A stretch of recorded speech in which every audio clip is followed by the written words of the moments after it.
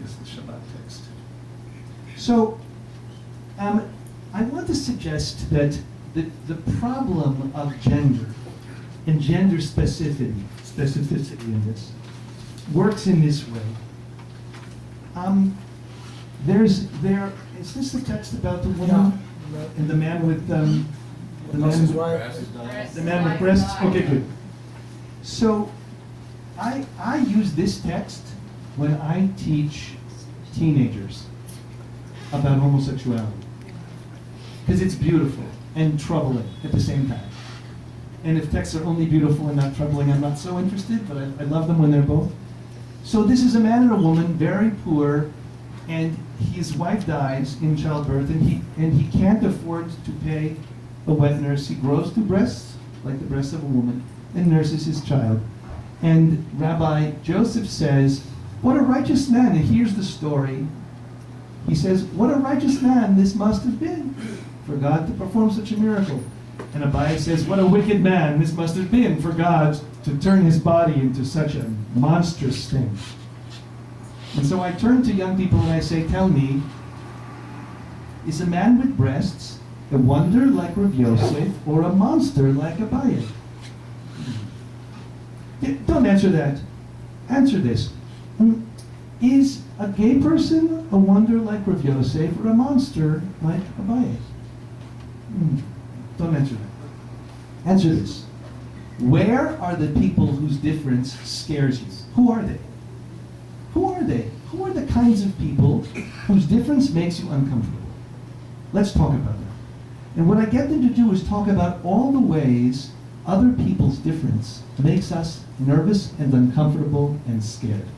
So they say people with disfigured faces, people who stutter, people who are blind, people who are deaf, people who smell, people who have bad breath, people who, they go on, right?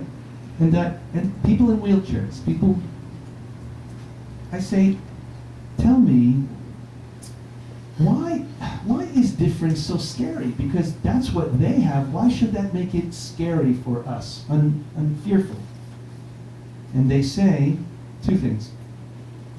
Somebody else's difference disempowers me. I don't know how to behave.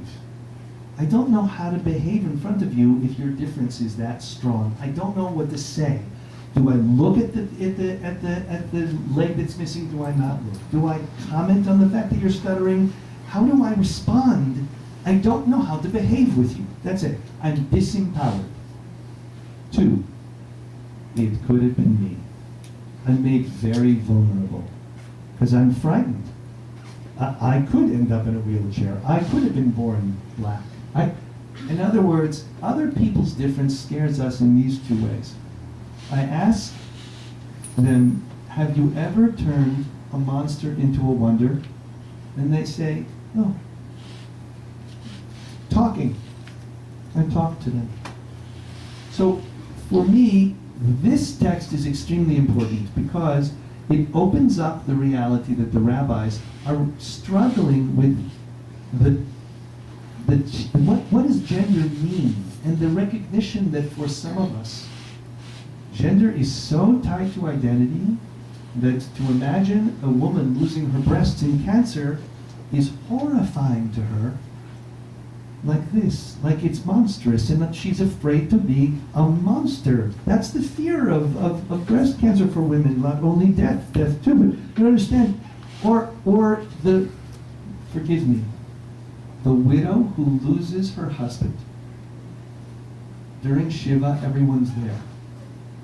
3 weeks later, her girlfriends who are still married with their husbands do not call her. Why? She makes them nervous because she reminds them they too could lose their husbands. Do you understand that this fear of difference is everywhere, and the challenge of overcoming it is the challenge of just human decency? And there's more to talk about this, which we will talk about on Shabbat. But I love this text because it helps young people get that we can manage the anxiety and fear of difference together. The text I want to talk to you about most is this one. So, I felt already from the beginning that the rationales, the reasons that I had first said of reproduction, of the problem of marriage being threatened, the problem of gender and its category and boundaries, those were interesting, but not actually so helpful. This, I thought, was quite amazing.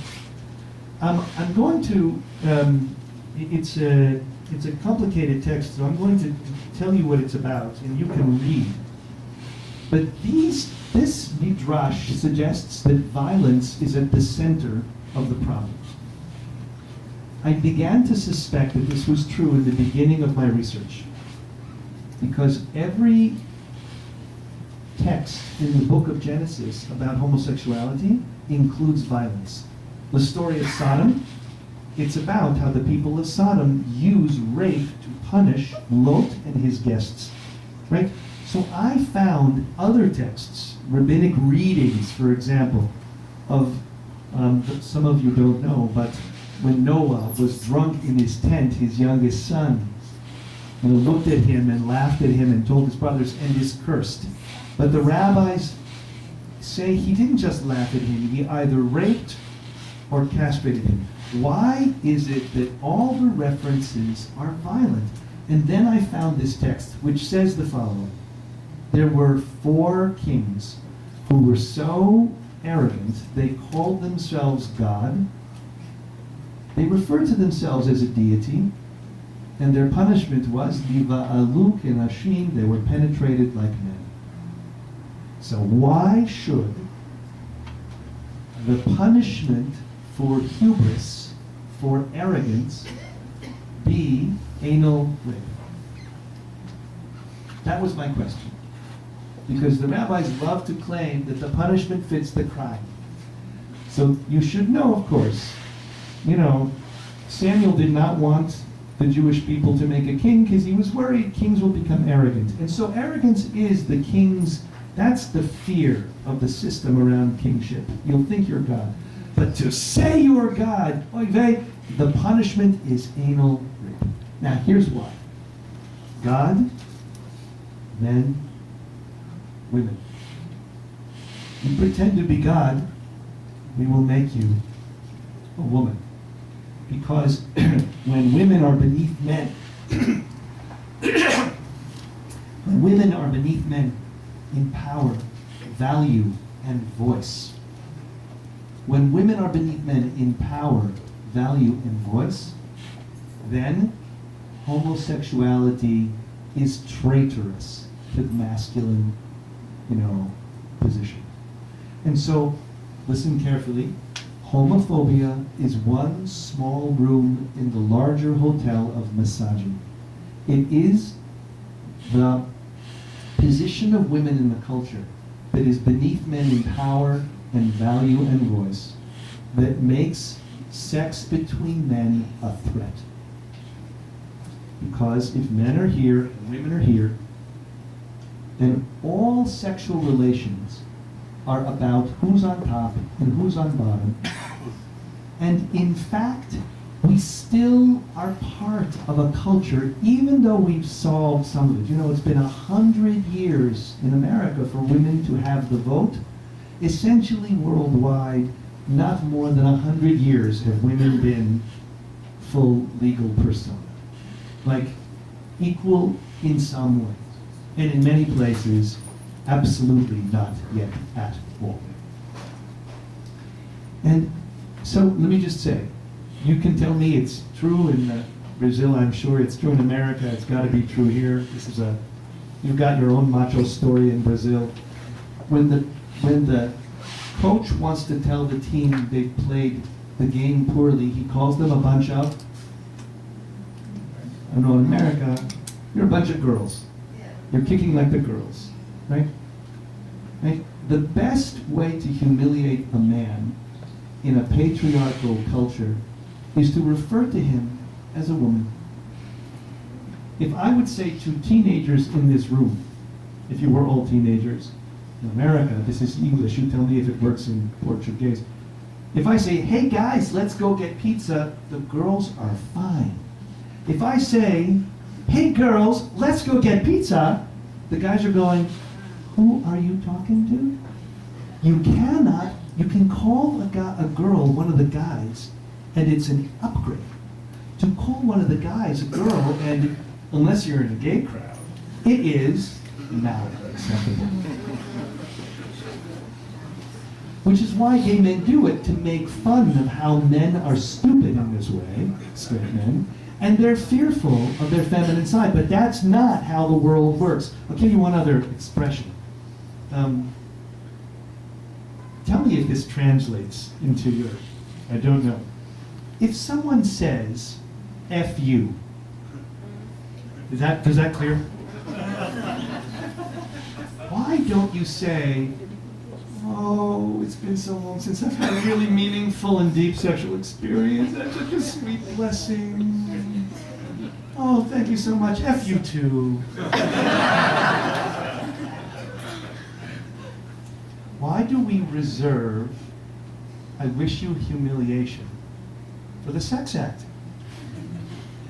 Why should sexual relations be a way we wish somebody else to be humiliated?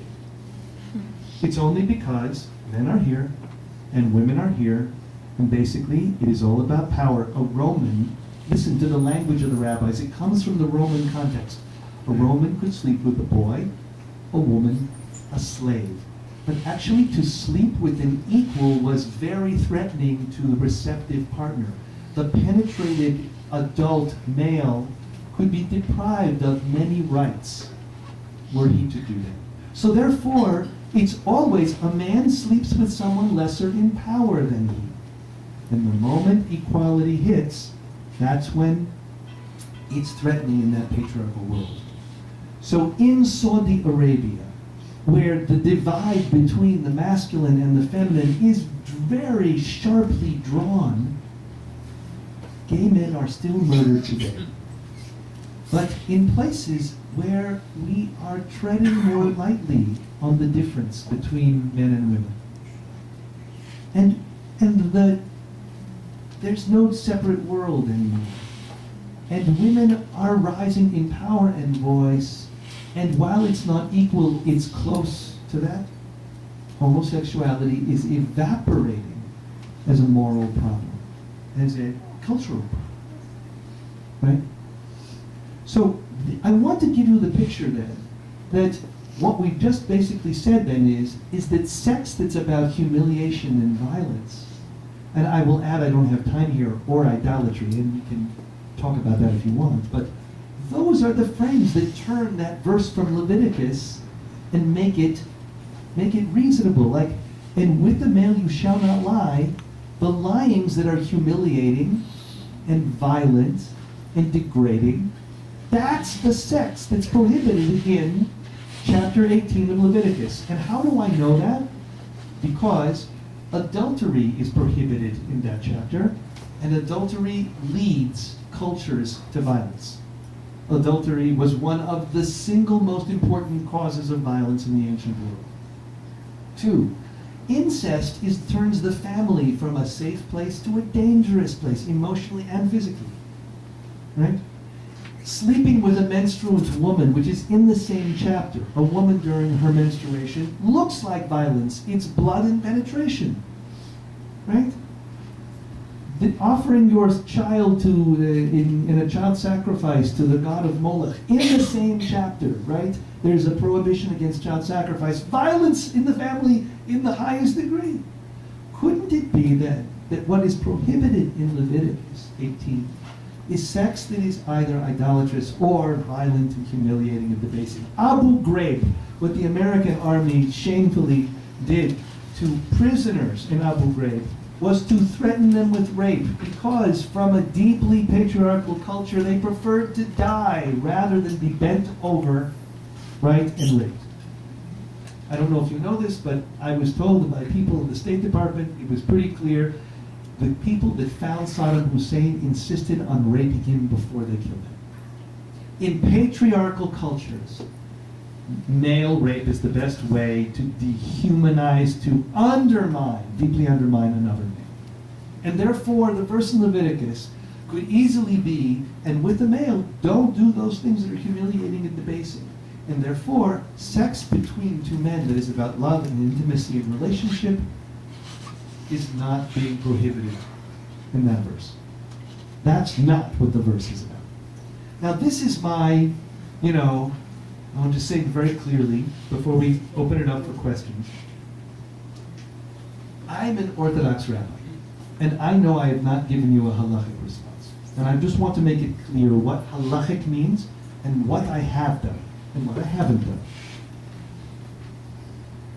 A halachic response is necessary, but that is a separate question.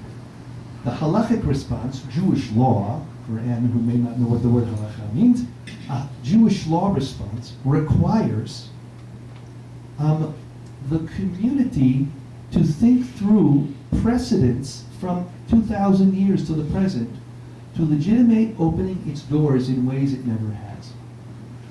But here's the problem.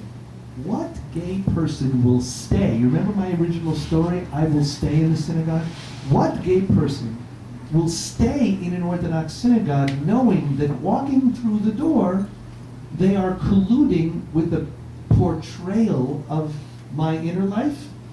To walk in the door, I collude with the institution to portray my love of my partner as disgusting, abominable, and worthy of death. Like, how do I walk in the door thinking that God and the Torah think of me as abominable? So gay people need what I call a midrashic, meaning interpretive of the text, poetic, pre-halachic discourse that allows me to say, God loves me, God made me this way, and I have a way to read the text that's credible, that is not about my love, but about violence and humiliation. And therefore, I belong here. You may not get it yet, Rabbi. You may not get it yet, congregation. I belong here.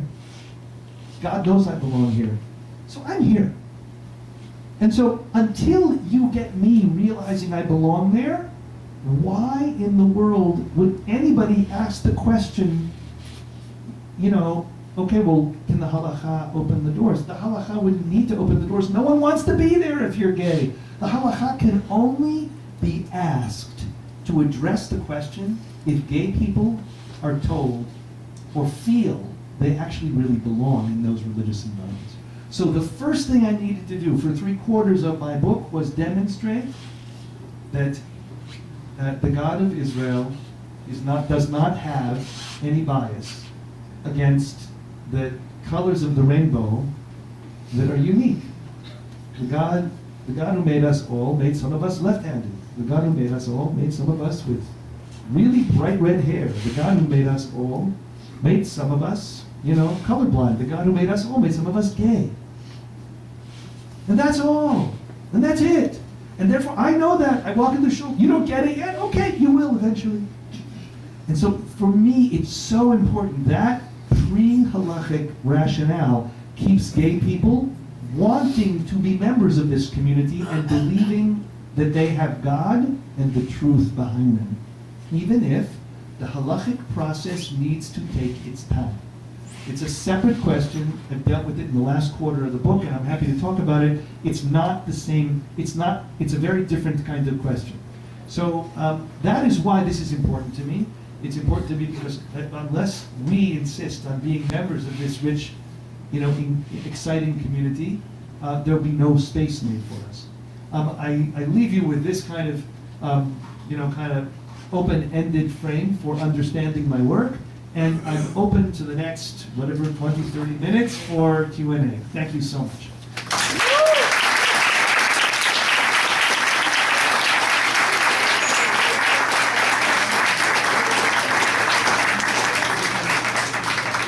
Então, a gente vai agora fazer a dinâmica das perguntas, né? E nós temos 2 salas, as 2 salas estão cheias, e a gente vai fazer 2 perguntas aqui embaixo para uma lá em cima.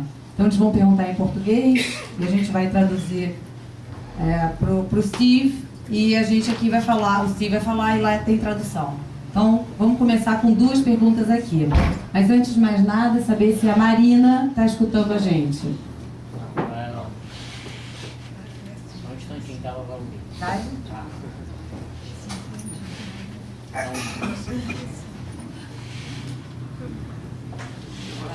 Não, peraí. Não, eu vou ter.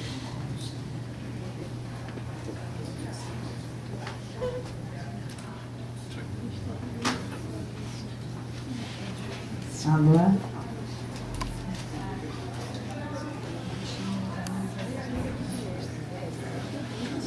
What's going on? Marina? Ah, tá bom. Uhum. Começamos aqui. From the second floor. Okay. Oh, questions. Okay.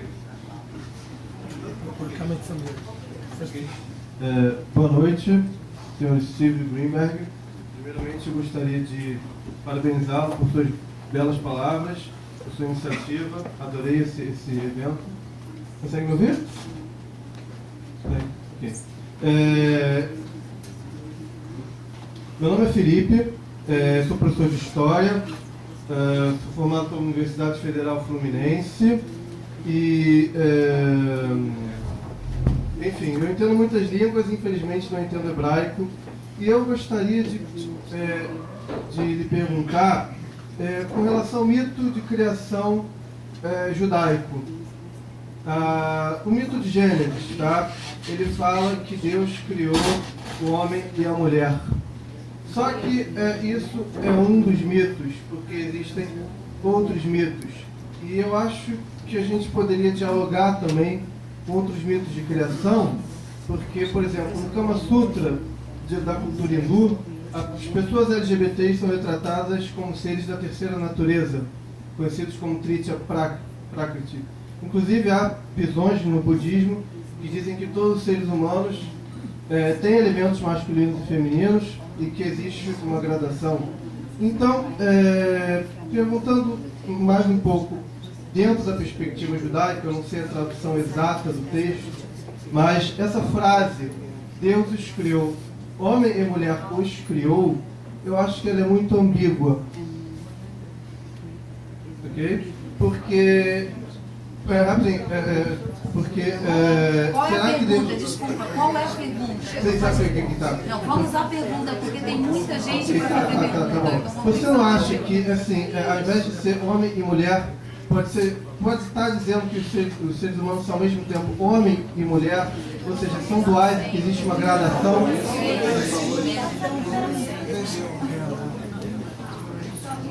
So, can you hear me? So maybe we can speak afterwards for greater clarification. But so let me just say that we haven't figured out the meaning of gender.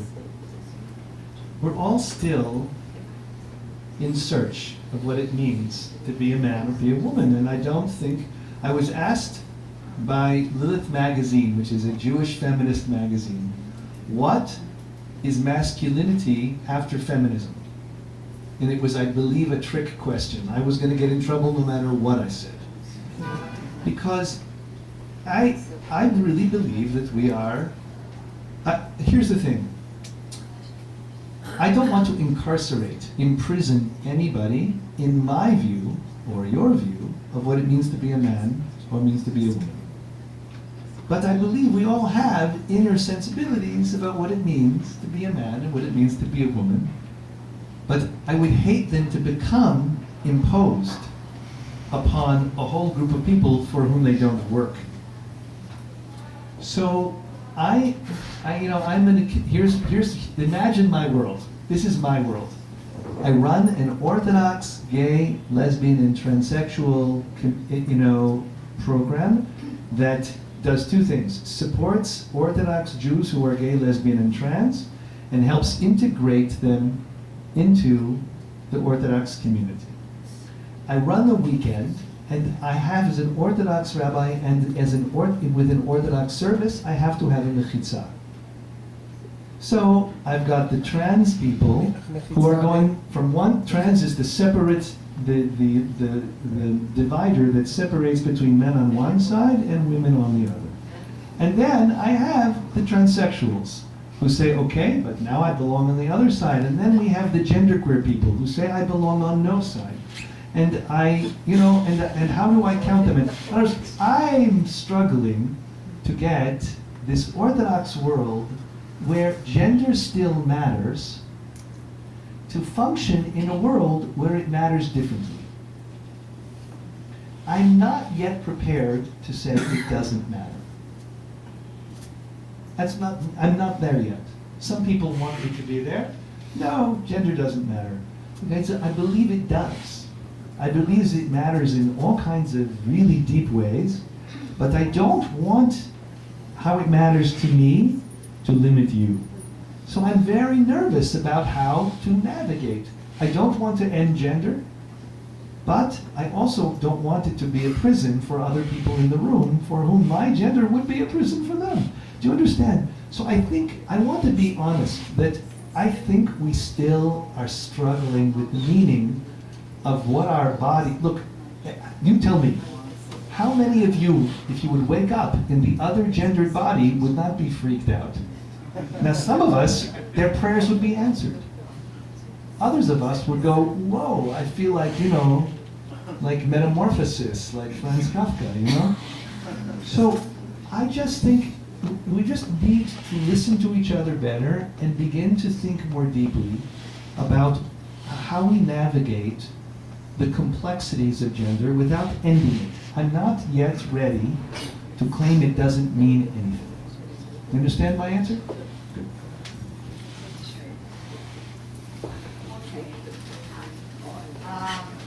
I want to go back to reproduction.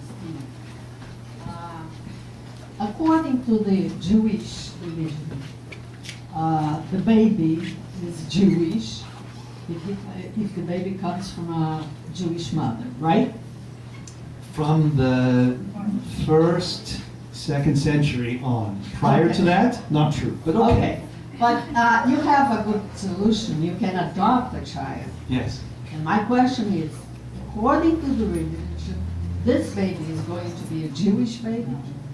Well, my daughter was born with two wonderful women in India who were surrogates, one providing the egg and the other a gestational host. And we went back to New York City and we dumped her in the mikveh and gave her a name, and we had 3 of our dearest female friends be there to bless her when she came out of the mikveh. And we went to the mikveh with her. And it was incredibly moving affair. And yeah, absolutely. And I did this, and I named her there in New York in an Orthodox synagogue that was open to 2 men coming with their baby. And then I went to Cincinnati where I live, and the rabbi would not mention her name, mention us, mention anything. So what did we do? It was very hurtful. We go to the synagogue, we're in Cincinnati, Ohio, and nothing. So I think, oh, this is impossible. So do you know what the Kiddush Club is?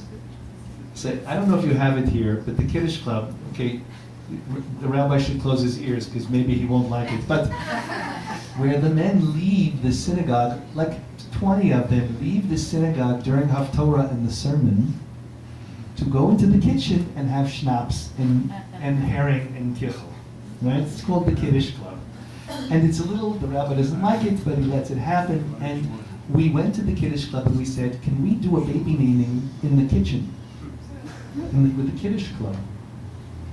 And the Kiddush Club guys loved it. So what happened is, this rabbi was not our friend, he was not very nice to us. So you imagine the synagogue has about 80, 100 people in it. About 40 or 50 of them went out of the synagogue into the kitchen in the sermon. So they could be at the baby naming that was against the rules.